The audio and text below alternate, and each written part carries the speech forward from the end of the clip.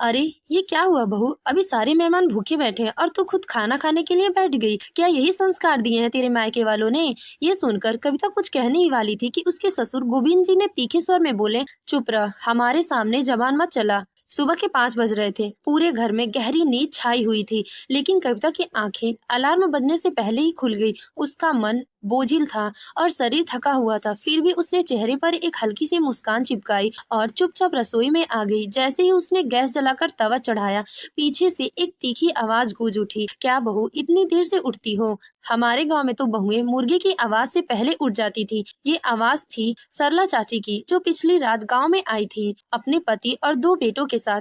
वह आंखों में तिरस्कार भरकर कविता को देख रही थी। कविता ने सिर झुकाकर धीमे स्वर में कहा, चाची जी, नींद बहुत तेज लग रही थी, इसीलिए उठने में थोड़ी देर हो गई, क्योंकि रात का काम करते करते थक गई थी, नहीं तो मैं अलार्म से पहले उठ जाती हूँ। सरला चाची ने नाक सिकुड़ाते हुए ताना मारा, अरे बहू, नींद भी पूरी चाहिए, आराम भी चाहिए, और फिर शाम तक कहोगी कि थक गई हूँ। ये सुनकर कविता चुप रही और सिर झुकाकर चुपचाप अपने काम में लग गई। चाची जी की बात तीर की तरह दिल में चुभ रहे थे, मगर होठों पर अब भी वही मजबूत सी मुस्कान थी। तभी उसके पति राघव रसोई में आए। हल्के मुस्कुराते हुए बोला, कविता, मैं तुम्हारी कुछ मदद कर दूं? कविता ने थोड़ा झिझकते हुए कहा, ठीक है, चाय का पानी चढ़ा दीजिए। राघव ने मुस्कुराते हुए केवल केतली उठाई और गैस पर रखी। इसके इस सहज सहयोग को देखकर सरला चाची का पारा चढ़ गया। उन्होंने आंखें तरती हुए ताना मारा, वाह रे नई पीढ़ी, अब तो मर्द भी रसोई में उतर आए हैं। इससे तो अच्छा है कि रसोई में ही रोमांस कर लो। हमने तो अपने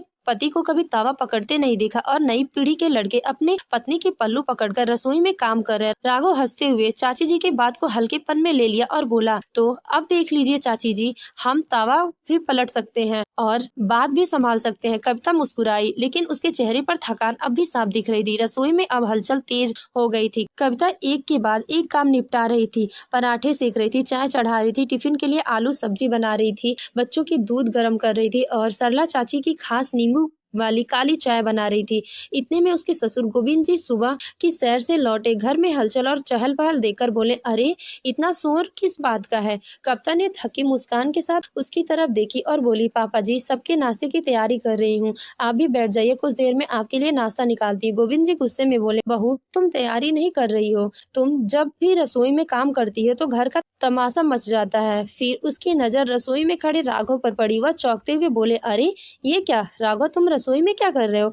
राघव ने बिना झिझकते मुस्कुराकर कहा, पापा, मैं कविता का थोड़ा हाथ बटा रहा हूँ। ये सुनते ही गोविंद जी का चेहरा सख्त हो गया और ताना मारते हुए बोले, कभी तो मर्दों को मर्द रहने दो। जब से इसकी शादी हुई है अपने पत्नी के पल्लू में बंधा रहता है। और फिर यही सब बड़बड़ाते हुए वहां से निकल गए। रसोई का काम करते करते कविता को सुबह के 9 बज गए थे।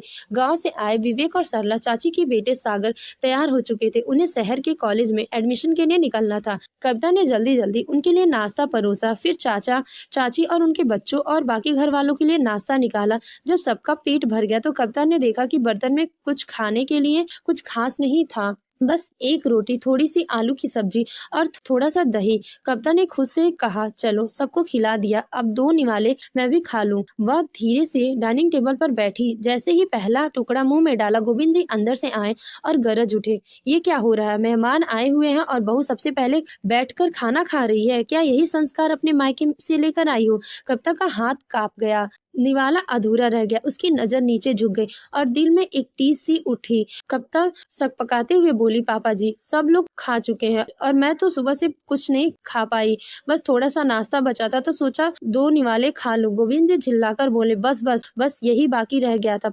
पहले तो तेरे पति ने तुझे सिर पर चढ़ा रखा है, अब खुद भी रानी बनकर बैठी है। हमारे घर में तो बहू सबसे आखिरी में सबकी बात खाती है, और वो भी बिना किसी शिकायत के। कविता की आंखों में आंसू भर आए। हाथ अब भी थाली में रखे थे, पर भूख गले में अटक गई थी। लेकिन सरला चाची कहाँ चुप रहने वाली थी। वह तंज कसते हुए बोली, आजकल की बहुएं तो जरा सा काम करते ही थक जाती हैं। हमने तो चौका बर्तन ही नहीं, खेत खलिहान तक संभाले हैं, और रोटी वो तो सबका जूठा समेटने के बाद खाते थे। कविता अब टूट चुकी थी, आंखों में आंसू थे, लेकिन इस बार शब्द थमे नहीं। उसकी आवाज भराई गई, लेकिन लहजा साफ था, चाची जी, तो क्या अब भी उसी जमाने में जीना है। सुबह 5 बजे से अब तक सबके लिए चाय, नींबू पानी, पराठे, बच्चों का टिफिन, आपकी काली चाय सबकी फरमाइशें पूरी कर रही थी और अब जब खुद को भूख लगी है तो मैं दोषी बन गई। सरला चाची ने नाक चढ़ाकर कहा, अरे वाह, अब तो बहू जबान भी चलाने लगी है। उसी समय दरवाजे से राघव घर में दाखिल हुआ। उसके हाथ में मिठाई का डिब्बा था, लेकिन चेहरे पर मुस्कान की जगह फिक्र थी।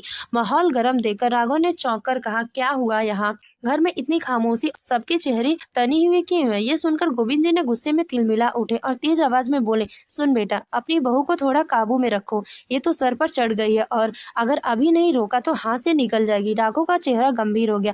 वह एक पल चुप रहा, फिर धीमे सख्त में लहजे में बोला, पापा, मैंने माँ को भी देखा है कि वो भी सबको परोसते परोसते खुद भूखी रह जाती थी।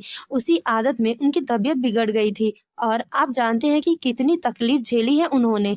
अब मैं नहीं चाहता कि कविता भी उसी रास्ते पर चले। इतने में राघव के चाचा रामराज जी बाहर आ गए। माहौल को गंभीर देखकर बोले, भाई गोविंद, ये क्या तमाशा मचा रखा? बहू ने खाना खा लिया, इसमें क्या अपराध हो गया? अरे कोई चोरी तो नहीं किया उसने, वो भी इंसान है, उसके भी पेट में भूख लगती है जैसे हम सबको लगती है। सरला चाची को चुप रहना कहा था, तुरंत बोली, अरे हमारे यहाँ की परंपरा है कि बहू सबसे बाद में खाती है। रामराज जी ने तीखे स्वर में कहा, परंपरा तब तक ठीक थी जब तक वो इंसान को तकलीफ न दे। जो बहू सुबह 5 बजे से सारे घर का ख्याल रख रही है, सबके लिए नाश्ता, चाय, बच्चों का टिफिन, मेहमानों की सेवा, अगर वही खुद भूखी रह जाए तो कौन सा न्याय है? फिर उन्होंने सीधा कहा, बहू घर की लक्ष्मी होती है, अगर घर की लक्ष्मी भूखी रहे तो ये कैसा घर है, कैसी परंपरा है? कविता चुपचाप सिर झुकाए खड़ी थी। उसकी आंखों में आंसू थे, पर उस दिन उसके भीतर पहली बार एक आवाज उठी। उसने खुद को अकेला नहीं महसूस किया। रामनाथ जी ने सरला से कहा, जाओ बहू के लिए खुद खाना परोस के लाओ। सरला चाची अब थोड़ी नरम पड़ चुकी थी। सबके सामने उनकी शक्ति पिघलने लगी थी। उन्होंने हल्की मुस्कान के साथ कविता की ओर देखा और कहा,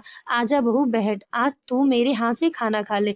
घर की लक्ष्मी को भूखा नहीं रखते, ये गलती हमसे हो गई है। गोविंद जी भी अब शांत थे, चेहरे पर पछतावे की झलक थी। धीरे से बोले, बहू, गलती हमारी थी, अब से जब भी भूख लगे बेहिचक खा लिया करो। संस्कार वो नहीं जो इंसान को तोड़ते हैं। कविता की आंखों में जो आंसू थे अब वो मुस्कान में बदल गए थे। उसने पहली बार खुद को घर का हिस्सा महसूस किया, न सिर्फ एक काम करने वाली बल्कि एक इंसान, एक बेटी, एक साथी की तरह। राघव के पास आकर उसका हाथ थामा और प्यार से कहा, अब तुम हम सबके साथ खाना खाओगे, बिना डरे, बिना झिझके। जिस घर की अन्नपूर्णा खुद भूखी रहे, उस घर में न तो सुख टिकेगा, न बरकत, न अपनापन। लेकिन उस दिन उस घर में पहली बार सम्मान, समझदारी और सच्चा साथ पनपा था। तो दोस्तों, आपको हमारी कहानी कैसी लगी? कमेंट बॉक्स में अपनी राय जरूर दें। अगर आपको हमारी कहानी पसंद आई हो तो वीडियो को लाइक करें और हमारे चैनल को सब्सक्राइब करें। धन्यवाद।